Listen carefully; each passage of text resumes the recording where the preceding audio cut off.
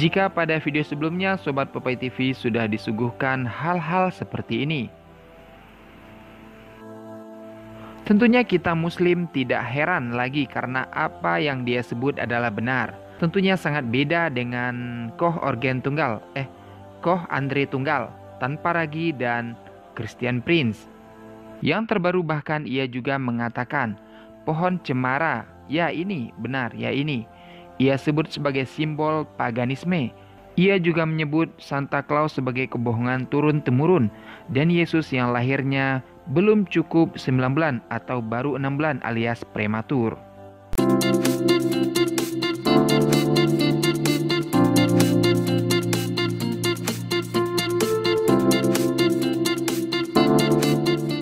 Video reaction kali ini kita akan membahas satu lagi video dari Dek Popeye TV yang dia sempat mengeluarkan satu video dengan judulnya adalah teruntuk Koh Andre Tunggal dan Tanpa Ragi, tolong apa pembelaanmu?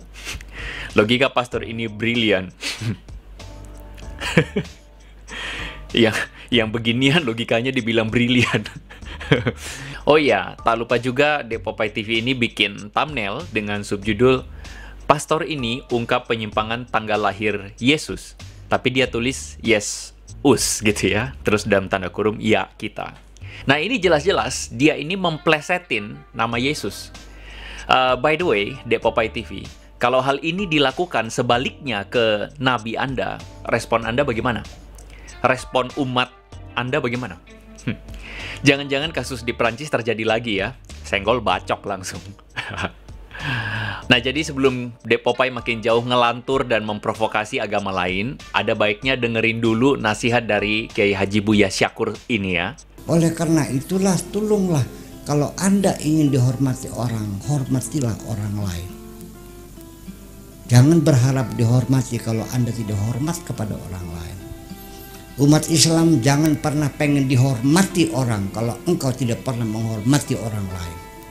Karena menghormati orang lain adalah hakikatnya menghormati dirimu sendiri.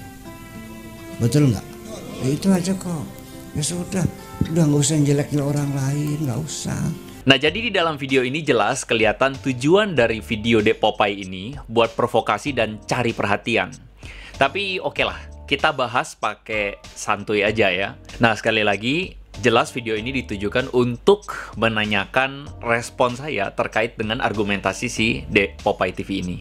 Dan sama seperti argumen ngasal kebanyakan muslim yang sok-sokan menyerang kekristenan, kita akan tunjukkan kekeliruan logika yang mereka miliki. Nah, alih-alih mau menunjukkan argumen yang logis, malah menunjukkan argumen yang jungkir balik. Jadi, kita saksikan video berikut ini. Jika pada video sebelumnya Sobat Popeye TV sudah disuguhkan hal-hal seperti ini, tentunya kita muslim tidak heran lagi karena apa yang dia sebut adalah benar. Meski akidahnya bukan Islam, tapi logikanya menemukan sesuatu yang sangat rasional. Tentunya sangat beda dengan Koh Andre Tunggal, Tanpa Ragi dan Christian Prince. Jadi menurut gua si Dek Popeye TV ini mirip bocil ya. Bocah kecil yang kayak di kampung begitu ya. Caper, cari perhatian banget. Nah gue jadi ingat waktu SD ada temen gue yang suka cari gara-gara. Gimana sih gayanya bocah cari gara-gara ya? Ya gitulah, suka ngejek-ngejekin, nama diplesetin. Dan gue sih udah kenyang, nama gue diplesetin misalnya jadi Andre Jamak, Andre Ganjil, Andre Ganda, whatever lah gitu ya. Dan jujur udah lama banget gue nggak denger lagi ejekan-ejekan begituan. Sampai sekarang ya muncul lagi yang kayak begini, organ tunggal.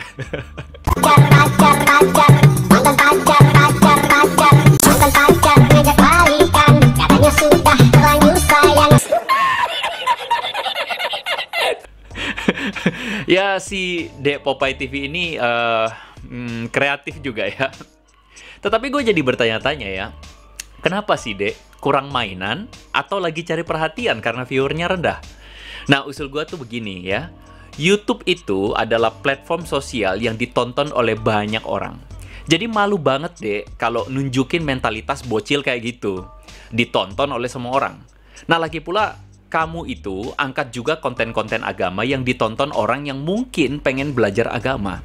Kalau isi kontenmu itu ngejek-ngejekin orang, atau gue perhatikan udah mulai banyak nih yang isinya provokasi agama yang lain, nah justru ini malah ngajarin umat yang nonton video kamu itu untuk bersikap sama seperti itu. Nah menurut gue sih, justru ini akan mempermalukan agama lu sendiri, Dek Popeye. Jadi gara-gara kamu tuh pengen dapat banyak view, malah agamamu itu dipermalukan. Jadi saran saya nih ya, sudahlah, belajar lagi yang banyak. Jangan lupa pakai masker, rajin cuci tangan, banyak istirahat, supaya sehat, pikiran kamu juga sehat ya. Oke? Organ Tunggal lanjut lagi. Yang terbaru bahkan ia juga mengatakan, pohon cemara, ya ini, benar, ya ini. Ia sebut sebagai simbol paganisme. Paganisme, terorisme, rasisme. Itu di video yang lampau ya, teman-teman bisa saksikan dia ngomong kayak gitu. Kita lanjut lagi, sorry ya.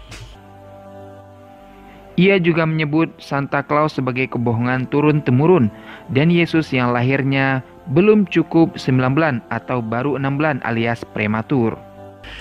Ya, jadi si Dek Popeye TV ini masih pakai argumentasinya si Gino Jennings ya. Nah, jadi di edisi sebelumnya gue udah pernah bahas kalau si pendeta Gino Jennings ini memang kontroversial. Dan memang sejak dulu itu sering didisiplin karena dia suka mengeluarkan ajaran-ajaran yang nyeleneh dan radikal ya. Jadi track recordnya itu memang ngawur dan gak pantas kalau dideskripsikan sebagai ajaran Kristen. Buktinya dia di dalam bagian ini kritik pohon cemara dan Santa Claus gitu ya. Nah, jadi begini. Si Dek Popeye ini memakai argumentasi si Gino Jennings dan pengennya sih mengkritik kekristenan, tetapi justru kalau menurut gua sih malah lucu ya. Jadi Dek Popeye, kekristenan itu bukan seperti yang kamu tonton di serial Home Alone ya. Film Natal yang ada pohon cemara dan Santa Claus. Jadi seakan-akan ajaran Kristen itu ajaran pohon Natal dan Santa. Jadi gini Dek, kekristenan itu nggak begitu. Ini adalah produk dari dunia barat dan tidak ada ajarannya itu di dalam Alkitab.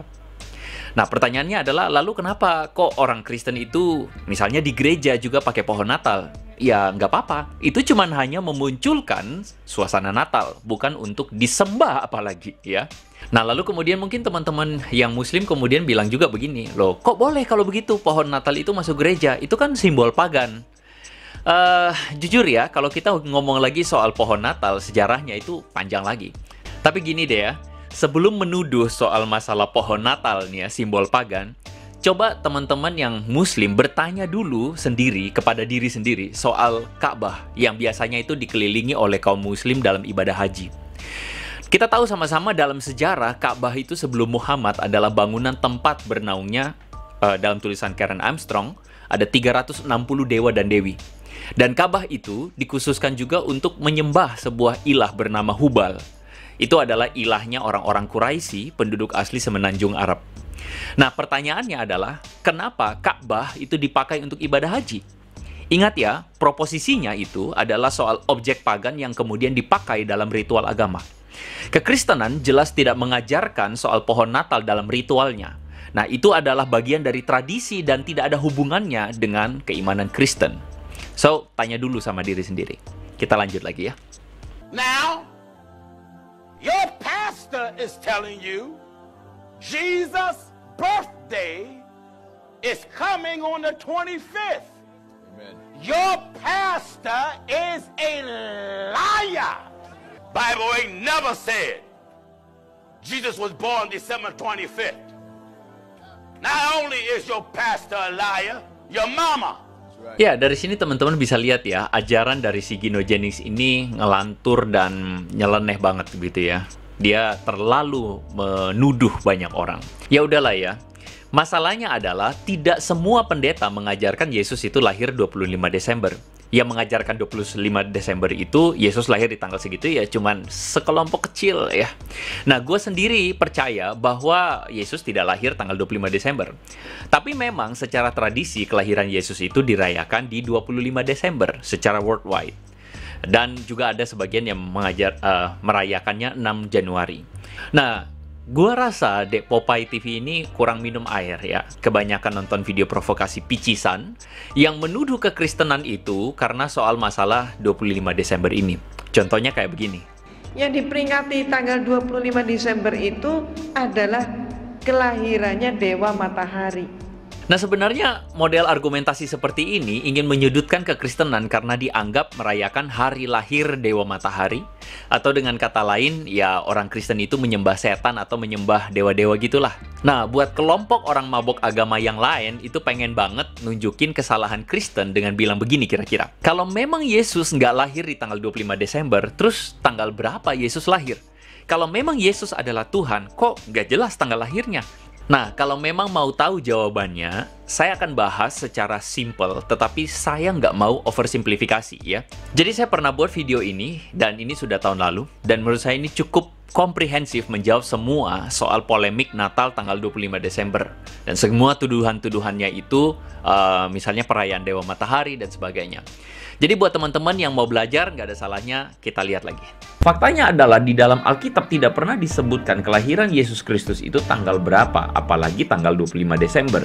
Nah, mungkin sebagian teman-teman langsung berkata, tuh kan catatan tanggal lahirnya aja nggak ada, Alkitab nggak bisa dipercaya dong.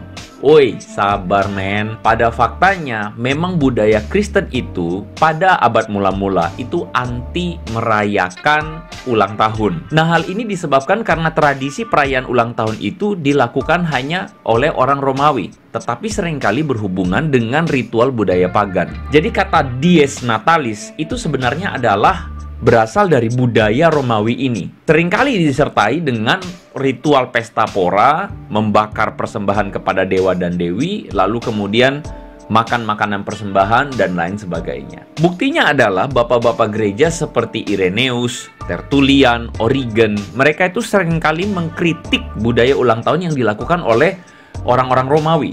Jadi kita bisa menyimpulkan bahwa orang-orang Kristen pada abad mula-mula atau gereja pada umumnya itu tidak merayakan ulang tahun karena alasan budaya pagan atau budaya Romawi. Jadi sangat masuk akal banget kalau misalnya Injil Matius maupun Injil Lukas tidak menuliskan tentang tanggal Yesus dilahirkan karena memang budaya Yahudi pada saat itu tidak lekat dengan budaya merayakan ulang tahun. Boleh dikatakan orang tidak tertarik untuk mengetahui tanggal kelahiran. Nah, gini dulu, kita harus clearkan istilah dari perayaan. Perayaan itu apa sih? Hari ini kata perayaan itu identik dengan pesta pora, bahkan mabuk-mabukan, teman-teman. Perlu kita ingat ya bahwa orang Kristen itu menolak perayaan ulang tahun karena lekat dengan budaya pagan, pesta pora, mengumbar hawa nafsu. Tetapi apakah kelahiran Yesus itu sama sekali tidak dikenang? Enggak juga. Sebenarnya kita bisa menemukan ini dalam tulisan Clement dari Alexandria. Dia mengatakan bahwa tidak ada tanggal pasti tentang kelahiran Yesus. Nah, secara umum di abad keempat kita menemukan fakta bahwa orang Kristen itu mengenang kelahiran Yesus itu cuma ada 2 tanggal, yakni 25 Desember dan tanggal 6 Januari. Nah, kedua tanggal ini dipilih karena pada saat itu orang percaya bahwa Yesus itu mati di tanggal yang sama ketika Maria ibu Yesus itu mengandung. Nah, sejarah mencatat bahwa Yesus itu mati pada hari raya Paskah, yakni tanggal 15 bulan Nisan dalam penanggalan Yahudi. Maka jika dihitung dari tanggal itu 9 bulan Maria mengandung, maka kemungkinan kelahiran Yesus itu akan jatuh pada tanggal 25 Desember sampai rentang waktu 6 Januari. Pada tahun 200 sebelum Masehi sampai pada tahun 200 Masehi, pertengahan Desember itu dirayakan sebagai hari raya Saturnalia. Orang Romawi itu menghormati dewa Saturnus, dewa kesuburan, teman-teman. Dan mereka berpesta pora di kuil dewa Saturnus pada hari raya tersebut. Nah, di dalam perkembangannya pada tahun 274 Masehi, Kaisar Aurelius itu memberikan makna baru di dalam hari raya Saturnalia ini. Dia menetapkan tanggal 25 Desember itu sebagai hari raya Sol Invictus. Nah, hal ini dilakukan oleh sang kaisar karena dia punya kebijakan untuk mempersatukan seluruh kekaisaran Roma di bawah satu dewa utama, yaitu dewa matahari tersebut. Jadi kita bisa melihat dari fakta ini bahwa praktik untuk memberikan makna baru ke dalam sebuah hari raya itu adalah sesuatu yang normal dilakukan oleh para penguasa pada saat itu untuk mengontrol daerah kekuasaannya. Banyak tujuan politik di dalamnya.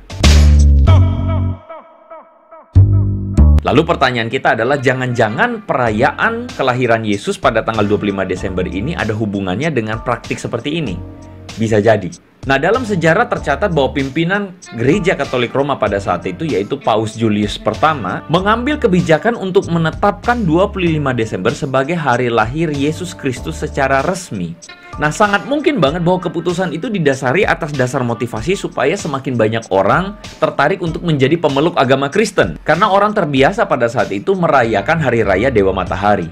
Tapi sekali lagi teman-teman mesti ingat bahwa tradisi mengenang kelahiran Yesus pada tanggal 25 Desember itu bukan sesuatu yang baru. Hal ini sudah dilakukan sejak 1 atau 2 abad yang lampau sejak orang Kristen mula-mula. Cuman bedanya adalah orang Kristen tidak melakukannya di dalam perayaan seperti agama pagan. Jadi bisa kita katakan bahwa ini adalah semacam kebetulan gitu loh. Kita tahu dalam sejarah pada tahun 380 bersamaan dengan Edict of Thessalonica, agama Kristen itu akhirnya menjadi agama resmi negara. Lalu kemudian ditetapkan secara sah bahwa 25 Desember itu adalah hari raya kelahiran Yesus Kristus oleh Kekaisaran Romawi pada saat itu. Nah, pada faktanya adalah orang Kristen daerah timur, daerah Asia Kecil, atau daerah Afrika misalnya, tetap merayakan kelahiran Yesus itu di tanggal 6 Januari.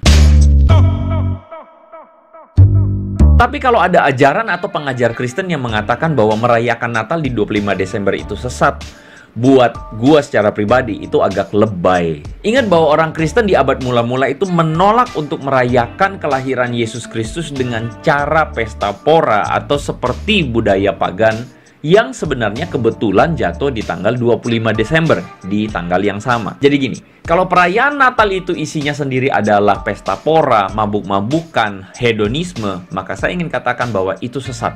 Kalau di dalam Natal ini kita lebih mengenang Santa Claus daripada mengenang Yesus Kristus, maka itu masalah besar. Namun sekali lagi nggak salah untuk merayakan Natal, asalkan jangan kehilangan maknanya teman-teman. Bodoh juga kalau kita membuatnya itu jadi hal-hal yang ngeroh-ngeroh banget begitu. Menyembah setan lah dan sebagainya. Buat gua sih itu nggak esensi. Jadi kesimpulannya teman-teman, yang pertama, sejarah itu membantah bahwa tanggal 25 Desember itu orang Kristen menyembah Dewa Matahari. Natal, mau itu tanggal 25 Desember atau tanggal berapapun, itu adalah sebuah momen yang dikenang oleh orang-orang Kristen sejak awal untuk mengenang kehadiran Yesus Kristus di dunia melalui kelahirannya. Yang kedua, perayaan Natal itu tidak sama dengan pesta pora. Kita sebagai orang Kristen kita tahu kebenarannya bahwa Natal itu sendiri tidak akan ada artinya tanpa kelahiran Yesus di hati kita. Jadi mari kita menjadi orang Kristen yang smart, kita menjadi orang Kristen yang mengerti benar ajaran kita dengan baik, dan kita menjadi orang Kristen yang bukan cuma mengerti ajaran kita tetapi juga melakukannya dengan hati yang semakin mengasihi Tuhan. Make it simple, make it meaningful. May God bless you.